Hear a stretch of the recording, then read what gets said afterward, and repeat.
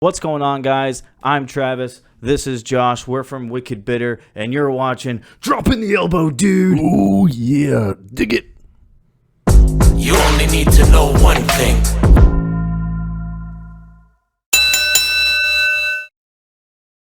Welcome back to another episode of Dropping the Elbow here on the Wicked Bitter channel. We're talking AEW today. This past week, AEW Dynamite Grand Slam, AEW Rampage Grand Slam. I mean, both incredible shows.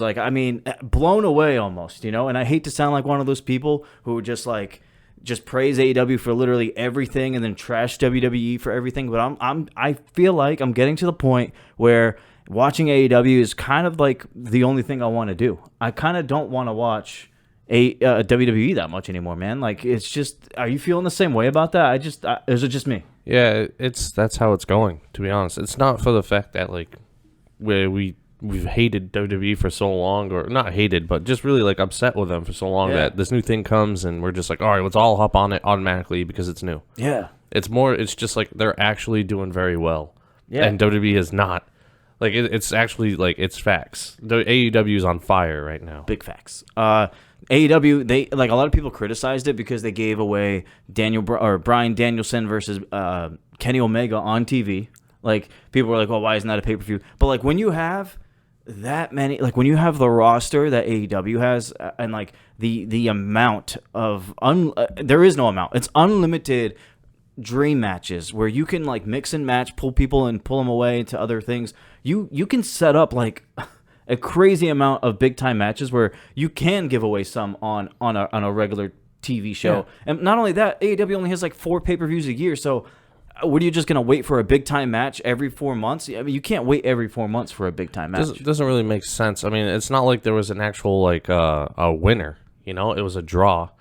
And so for me, it's like, okay, if they face each other again, I want to watch that at a pay-per-view to see who actually wins. Speaking of that, are you okay with Bryan and Omega going, was it 30 minutes or something, and just having a draw? Are you cool with that? Are you somebody who's mad about that, or are you all right with that? Absolutely. It was 5 out of 5 stars, in my opinion. The whole time, I was so invested, the whole match. And, you know, for it to go the full length, I'm not mad at that at all, because Omega's the champ, and Daniel Bryan's a really worthy competitor of taking that championship off of him.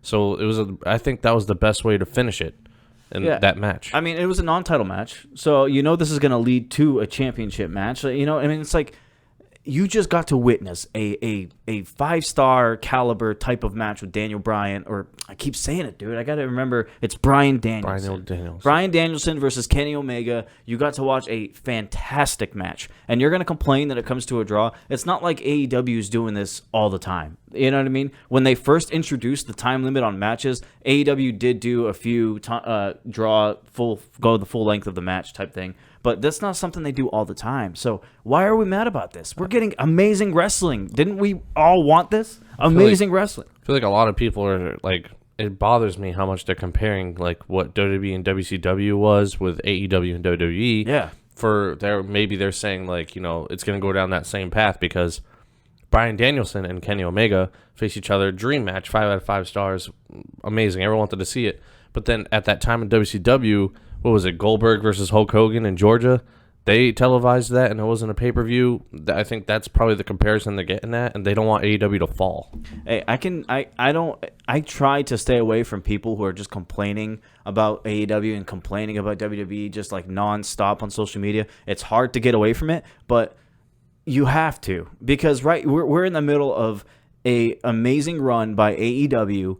And whether you want to compare it to WWE or not, listen, if you like WWE, just go watch WWE. If you like AEW, go watch AEW. If you're a pro wrestling fan and you want to watch wrestling no matter what, watch both if you want to watch both. We don't have to attack one another. We really don't. This is amazing time to be a wrestling fan right now. This is the first time when Impact Wrestling came out, they were never even on WWE's radar. Like, they were never competition, never taken seriously. I don't even know if they ever drew over 1 million viewers. It wasn't any kind of war there. No. None. Nothing. But AEW is consistently now over 1 million views every episode. And for a company that's only 2.5 years old, That is huge. phenomenal for them, and it's only going to get better. And a lot of people complain about AEW signing all these people. What do you think all these other companies do? Look how many people went to WWE from Impact. Look how many people went to WWE from WCW. Yeah. I mean, everywhere. It happens everywhere. There was a period of time when NXT was first getting up there, when WWE was signing everybody. Kevin Owens, Sami Zayn, Finn Balor, Shinsuke, Ricochet. You can go down the list. What's that? That's doing the same thing. Samoa Joe, That's, Bobby Roode. WWE is just picking people from other places of wrestling. That's just the way it goes. And AEW just so happens to be capitalizing on the same exact thing WWE has been doing for a long time. The only difference is WWE isn't doing it as much right now, so it makes AEW look like they're just scooping up everybody. I mean, there has been some free agents out there so far. Braun Strowman or Buddy Murphy was Buddy another Murphy, one. EC3. There's been some guys out there that haven't gone to AEW yet, and I don't know if they will or if AEW just wants to pass on them. There's rumors that AEW is passing on them, and if they do, that's fine. But there is a guy I want to see in AEW, and his name is Bray Wyatt. How would you feel about Bray Wyatt going there? Do you think they're just going overboard signing all these people, or are you welcoming all of this? Because eventually, you're going to have way too many people on this roster, and it's already a heavy roster. Yeah, but I feel like it all depends on how they make the shows. Now, this is where AEW could use the not like WWE where all the wrestlers have to wrestle every week, or they have no time off. But I feel like AEW, if they have all these people that draw crowds, you can put in like Bray Wyatt and Adam Cole in the match one week, and have some people not show up that week because you already have someone there. Exactly. It's time off for other superstars. I wouldn't worry too much about the big roster size, but this is what I have heard. I'm all up for Bray Wyatt coming to AEW. I'm all up for Bray Wyatt going to Impact. Yeah, I think because no matter what, you're going to see Bray on AEW or Impact. Like, that's how great AEW is. They work with other companies so they can show on the shows. Yeah. But I did hear that Bray Wyatt, there was a thing, and he has like a 90-day no-compete clause on his contract. But if he chooses to not listen to that and don't take the money, like waive it, WWE money, if he has the option to waive it, he can then wrestle for other companies.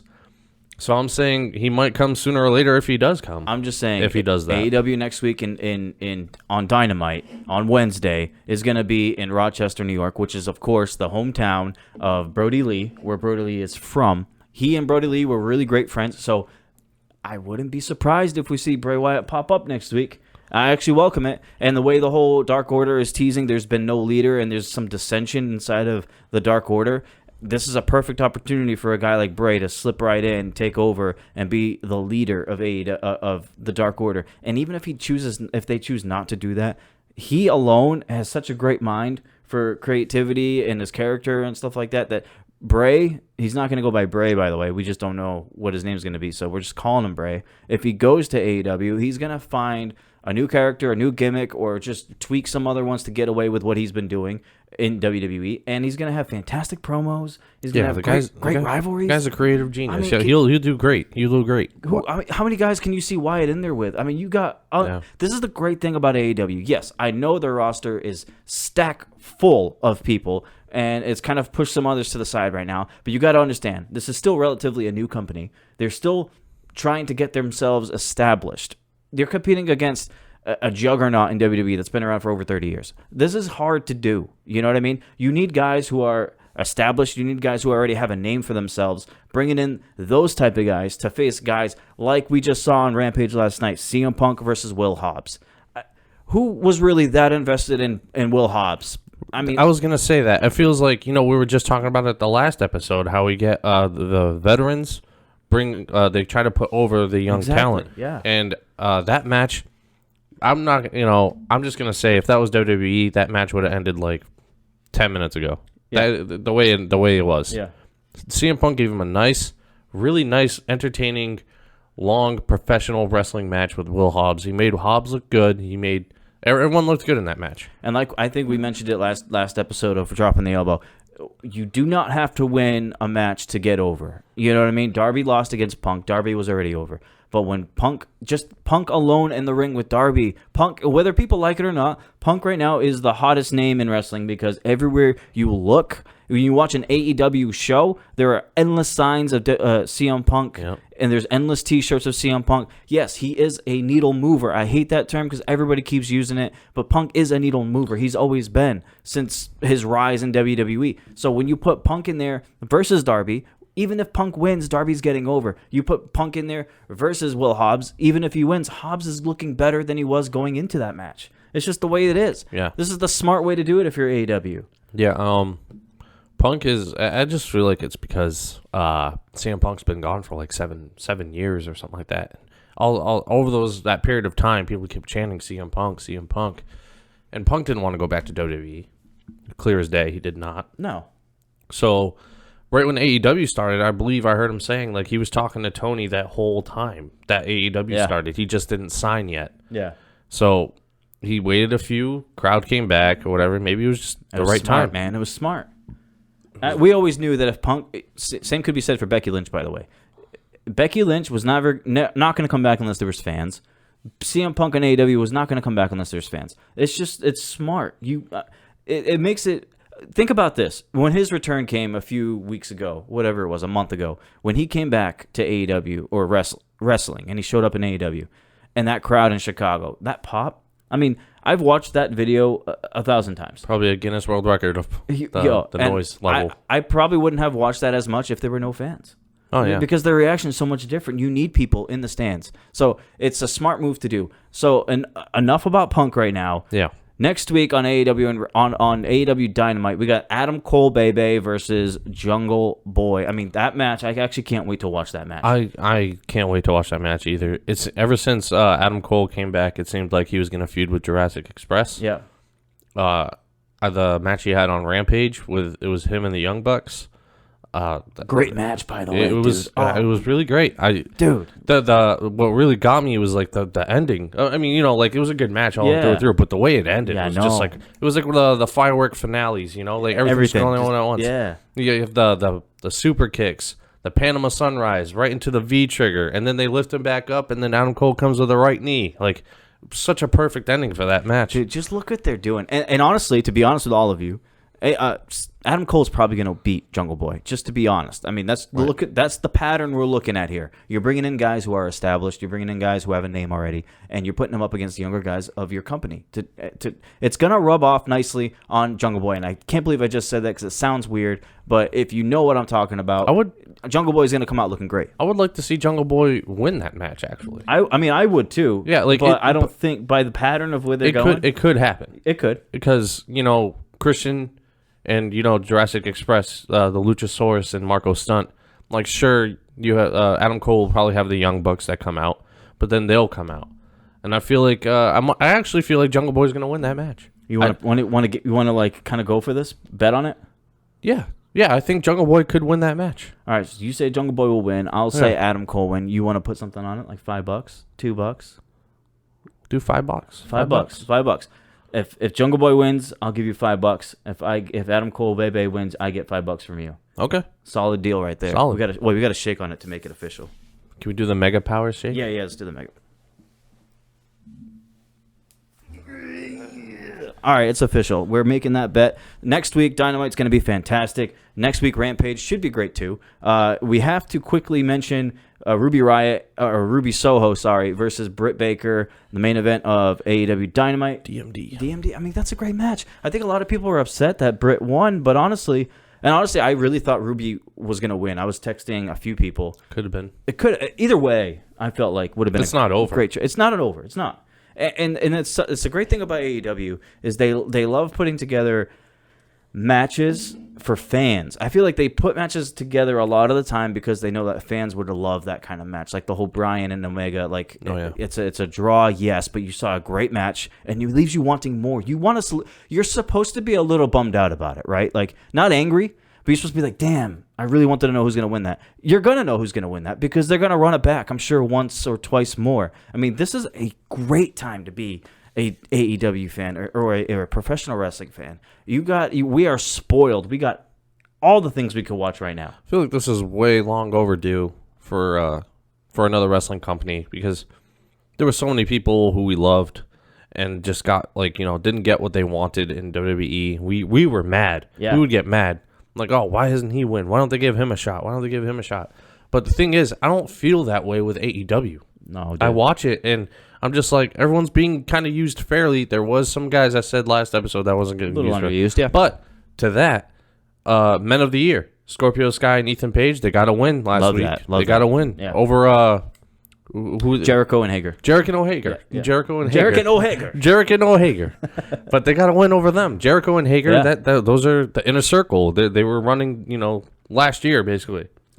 And for the Men of the Year to defeat them, and plus you have like the MMA fighters coming in, Junior Dos Santos and all that. But that Men of the Year, I love to see Scorpio Sky, compete, and I want him to do well. He's really great. So for him to be, I want them to actually make their way to the tag team title picture. You know what, too? AEW has a fantastic tag team division right now. I mean, for sure, one of the best in any company, really. I mean, in my opinion, I'm sure in a lot of other people's opinions, I hate that we sound so much like we're homers for AEW. Yeah. But I can't help it, dude. I'm excited. But honestly, I haven't been this excited for wrestling in a very, very long time. But honestly, can you blame us? It's a fresh new company. There's new stuff we're seeing. We've seen WWE for years do the same stuff, and it's like, it's kind of hard not to express how you feel about this new company. Achieving. This company brought back CM Punk, dude. Brought back CM Punk out of 7 years of it's not got Bryan wrestling. Danielson, and it took the chains off of him. Do what you want. Exactly. This guy's running around saying, let's fucking go. I'm going to kick this guy's head in. Exactly. Come on. How could you not love that? You said something about the tag team division being well. Well, we could see like Sting and Darby Allin go for a tag team title. Speaking of that, Sting looked amazing in his tag team match. If you guys saw that match against FTR, Sting actually finally, this is the first match I saw Sting come back and actually went all out, basically. No pun intended. This dude was jumping off stuff. I mean, he was in there for a long time. He wasn't in there just for a hot tag. Sting looked great in that match, and a lot of people are upset that FTR lost, but you got to understand, teams are going to lose, teams are going to win. That's just how it goes. It's different in this company, and I know that's such a crappy excuse that it's different. FTR was really underused in WWE, and yes, you can argue that they're a little underused in AEW, but I think it's all part of a bigger picture, bigger plan type of deal. I feel like it. FTR came in pretty hot. Yeah. They had their runs with MJF and, with the Inner Circle and everything. Like, they got into that. They won the tag team champions. They put on a great show with the Young Bucks. Not everybody's going to be on top every single week. They associated themselves with Blanchard.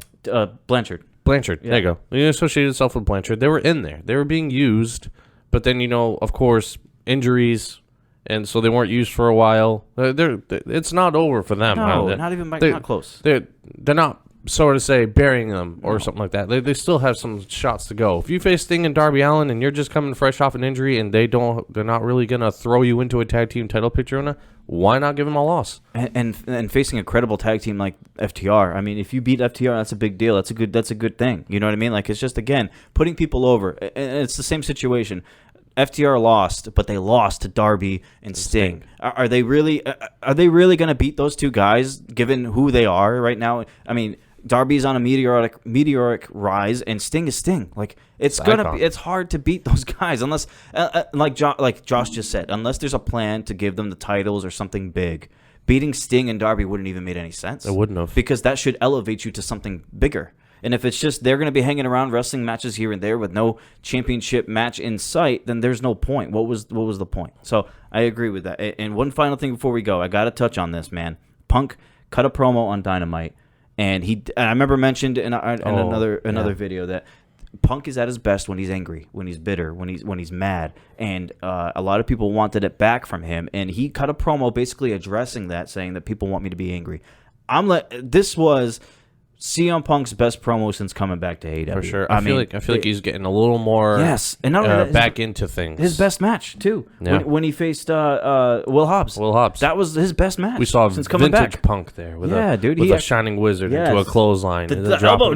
Dropping the elbow. Yep. I mean, that was the best he's looked since being back. His and Darby match was cool, but it was a slow pace, getting you back into the touch of the feel of things. But that was a great match with Powerhouse Hobbs. And that promo on Wednesday was I mean, you saw the veins in his neck. This dude was fired up. That's the Punk we need to see, that we love to see. I love happy-go-lucky Punk. I'm actually genuinely happy that he's happy in his life and his career and all that kind of stuff. That whole atmosphere in AEW, the locker room, all that kind of stuff, seems like it's way better for everybody. And everybody back there is just super positive and happy. I love that. And for Punk to cut a promo like that, it's nice to see there's a balance. He can be happy and he can be pissed off, and it both equally works the same way. I'm happy, man. I'm good. I love AEW right now. Did you see that? What Eddie Kingston said after the air on, was it Dynamite or no? Yeah, it was Dynamite. No. What did he say? Kingston, he came out after the show, and he went on the microphone and he said, "I don't know about you guys, but like that match just made me and all the guys in the locker room love professional wrestling again." Yeah. And that is like, well, how good is that for a locker room to be like, that was a great match. Like, oh man, we love this sport. They want to go back out there again, you know? Yeah, dude. That's what you want, man. People are constantly saying, hey, how can we top this? How can we top this? But in a friendly, competitive way. I love it, man. AEW is where it's to be right now. It is. I mean, if you want to watch Brock Lesnar, Roman Reigns, and Goldberg, and Charlotte, you know, and sometimes Legends Night or something. By all means. Go watch WWE for another 10 years. By all means. But, you know, for me personally, I'm going to watch. I watch AEW. I try to watch AEW as much as I can. WWE, I don't really put it to priority. I'm like, all right, I'll just see it highlights on YouTube. I'll check out Extreme Rules. But tomorrow. AEW is really, it's a whole, I spoke to another person. They said they watched WWE, and then the next week they watched AEW. This is real. They said that it's honestly a different feeling watching AEW than WWE. Dude. It's completely different. It's a lot more. They do a lot more stuff in ring, the more professional moves, and not everything seems so, you know, like you never know. Like I feel robotic. Robotic. There you go. That's the word. I feel like WWE is like always the same thing all the time in ring work. Like, all right, collar and elbow, do, you know, like rest holds, roll ups, roll up pins. But like you're gonna see like tope suicidas, suicide dives, all these special submissions. Hey, that ending that you were talking about with Canadian destroyers left and right. Love that move. With Cole and the Young Bucks, the way they ended that match. Oh yeah, that would have never ended that way in WWE. They just they don't allow their guys to be that as creative like that. They're just like, hey, here's your one simple move. Yeah, this is the way it ends. You know what I mean? No. AEW goes overboard sometimes. Super kick, Panama Sunrise, feet trigger, yeah. back of the knee. I will admit they go overboard sometimes, but as a fan, like, why not? It's it's fun to watch. It's entertaining. I mean, also, of course, it kind of makes sense because who was the guy they were doing that to? Exactly, Luchasaurus. Yeah, Luchasaurus, this big dude. You think a one Panama Sunrise is going to take him down? No, man, they got to murder that dinosaur. Young Bucks came in, give him a little V trigger, and then Adam Cole, who's the legal man, finishes it with his move. Perfect. Perfect, man. I mean, I'm all set, man. I'm good with watching AEW. I'm happy right now. All set with All Elite. Yeah, we are all elite.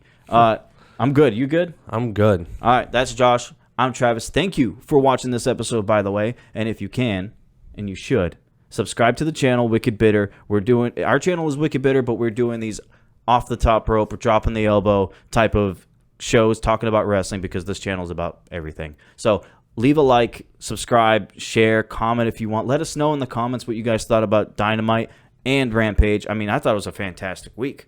We all don't need to argue. If you liked it, you liked it. If you didn't, you didn't. I'm cool with either one. But hey, let us know what you think. And check out next week's episode because we'll be right back here dropping the elbow for all of you.